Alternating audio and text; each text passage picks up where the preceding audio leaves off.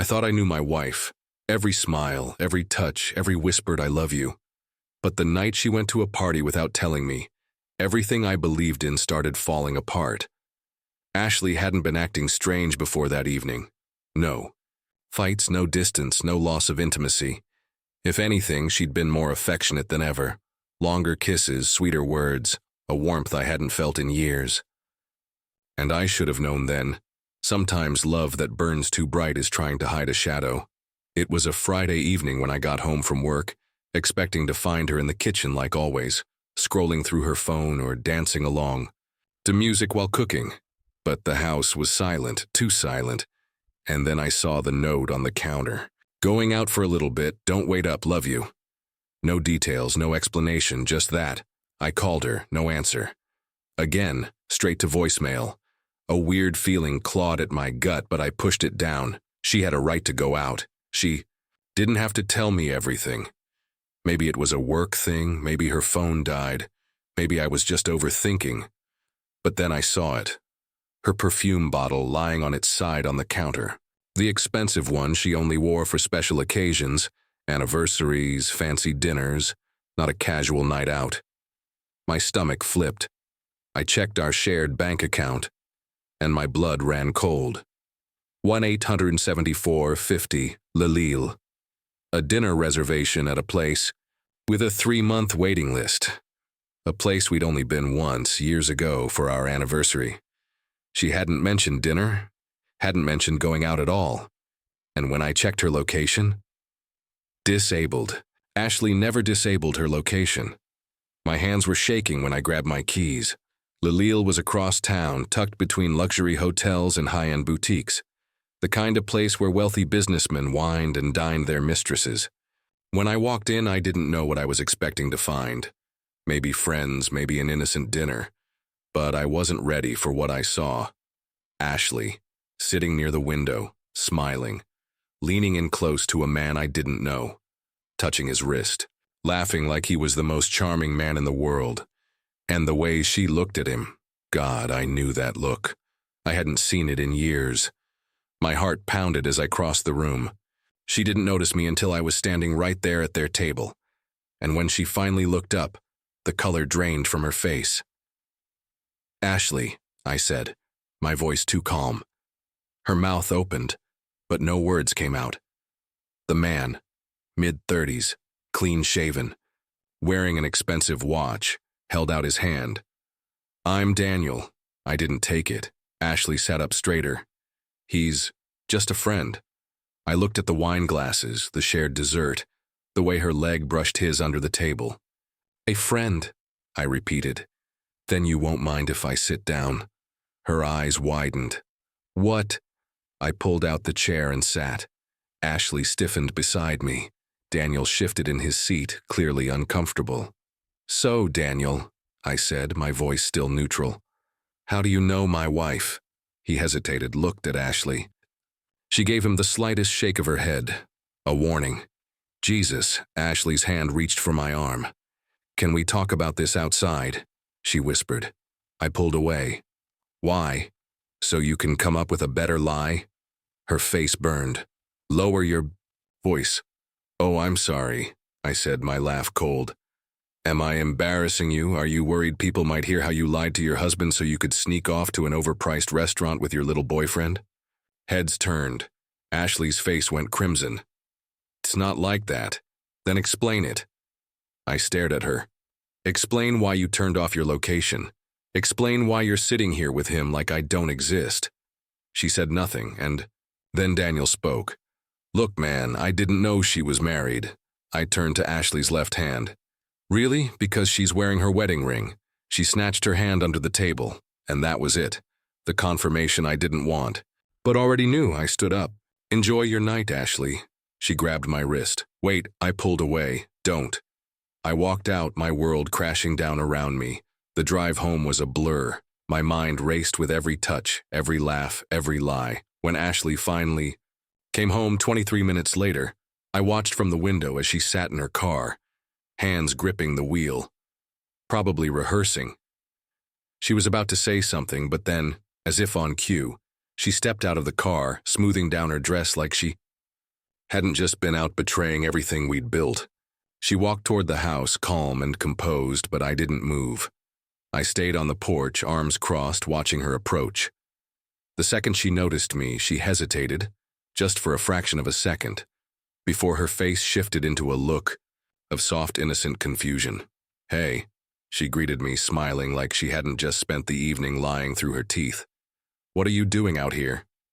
"Hey," she greeted me, smiling like she hadn't just spent the evening lying through her teeth. "What are you doing out here?" I didn't smile back. I didn't say anything at first. I let the silence stretch between us, watching her squirm under the weight of it. She glanced toward the front door. "Why are you just sitting outside?" she asked. I leaned forward slightly. "Where were you?" Her brow furrowed, a perfect imitation of confusion. "What do you mean?" "I told you. I was out with friends." I nodded, slowly, the kind of nod you give when you know you're being lied to. "Right, friends." I tilted my head, studying her like she was a stranger. "Which ones?" Something flickered across her face, so quick most people would have missed it. But I knew her too well. She wasn't ready for that question. "You don't know them," she said quickly. I actually laughed. A sharp, bitter sound that cut through. "The night? That's funny because I could have sworn you were having dinner with some guy named Daniel." Her face fell, and for a second she stood there frozen. Then, to my disbelief, she actually started laughing. "Oh my God," she said, shaking her head like I'd just told the most ridiculous joke. "Are you serious right now?" I didn't blink. I didn't break eye contact. Her smile faltered. "You're being insane," she said, arms crossing defensively. "Who told you that?" "Does it matter?" I asked. "It matters if someone's feeding you lies," she snapped. I just watched her, because this was it. This was the real her. Not the woman I married, not the woman I'd loved for years. The woman standing in front of me wasn't sorry. She wasn't regretful. She was trying to cover her tracks. "You're unbelievable," I muttered, standing up. "Come on," she scoffed. "This is ridiculous. Do you honestly think I'd cheat on you?" I didn't answer, because the real question wasn't whether she cheated. It was whether she even cared that she got caught. She must have seen something shift in my face because the arrogance faded. Panic started to creep in. "Babe," she said softly, reaching for me. "Let's just talk, please." I stepped back. "Don't." Her hand hovered in the air before falling slowly to her side. That's when I noticed the ring, the wedding ring still on her finger, a symbol that was supposed to mean something. Now it just felt like a joke. "Take it off," I said quietly. Her eyes widened. "What?" "Take it off." She stared at me, and for a long, agonizing moment, she didn't move. But then finally, she reached up and slid the ring off her finger. I nodded, turned around, and walked inside, leaving her standing there, holding the weight of her own choices. The second I stepped inside, I locked the door behind me, not to keep her out, but because I needed a moment. Just one moment to exist in this house without the suffocating weight of her lies. When the door finally opened behind me, she'd put the ring back on. "Seriously?" I asked, letting out a short, humorless laugh. "We need to talk," she said. "We don't need to do anything," I shot back. "I think I got the message loud and clear." "It's not what you think," she whispered. "Don't," I warned. "Don't insult me with more lies. Just tell me the truth. Who is he?" She hesitated. "Too long." "He's just a friend," she said finally, her voice soft. But we both knew she was lying. "Was it the first time?" I asked. Her eyes darted away.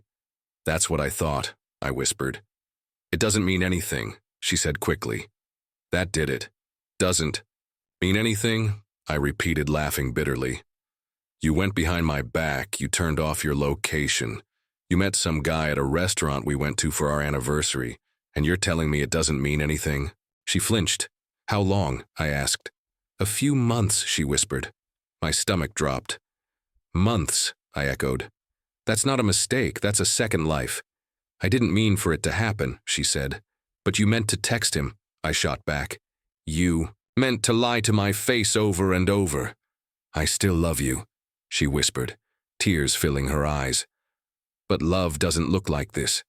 Love doesn't lie and sneak around while your spouse sits at home trusting you. Then why? I asked. She hesitated. Again, I just wanted something exciting, silence, the kind that drowns everything else. Exciting, I said slowly. Got it. She realized too late what she'd just admitted. I didn't mean, no, I cut her off. That's the first honest thing you've said all night. Wait, I want a divorce. You're being irrational, she cried. Irrational? I turned, my voice eerily calm. You've been sneaking around for months, and I'm the irrational one? I made a mistake, she said. No, I said. A mistake is forgetting to pick up the dry.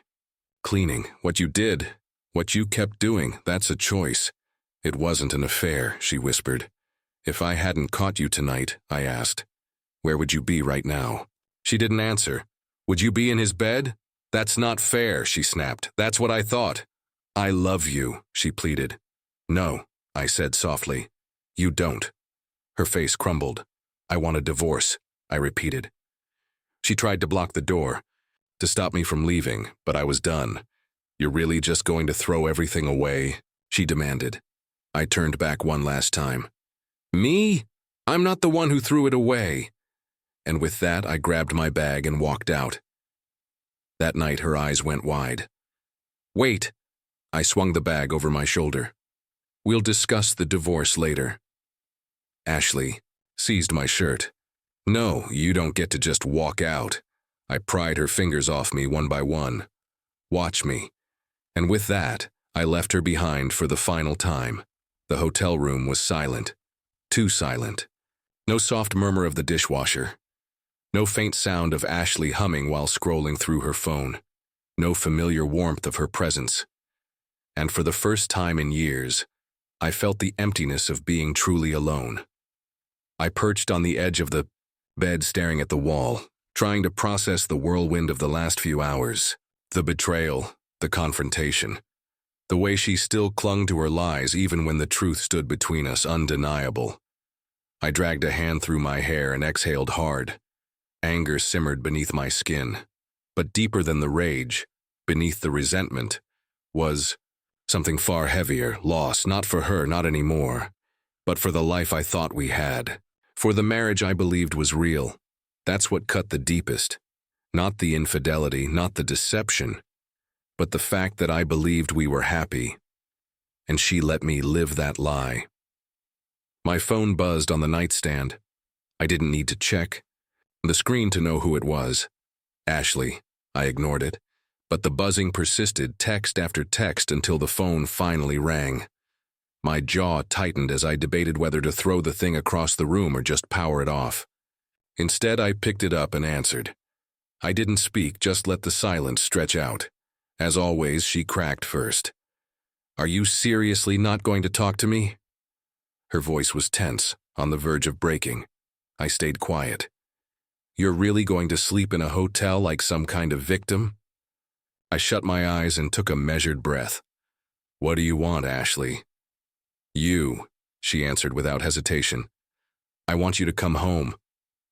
A hollow laugh escaped me. Home. You really think I can just walk back into that house and pretend everything's fine? Her tone softened, dipping into manipulation. I miss you, Ashley. I made a mistake, she interrupted quickly. I got caught up in something stupid, but that doesn't mean I don't love you. It doesn't mean I don't want to fix this. I stayed silent. She took my quiet as encouragement. Just come back, she pleaded. We can talk. No. The word dropped. Like a stone. What do you mean, no? I mean, no, I said firmly. I'm done. There's nothing left to discuss. She scoffed. You're going to throw away years over one mistake.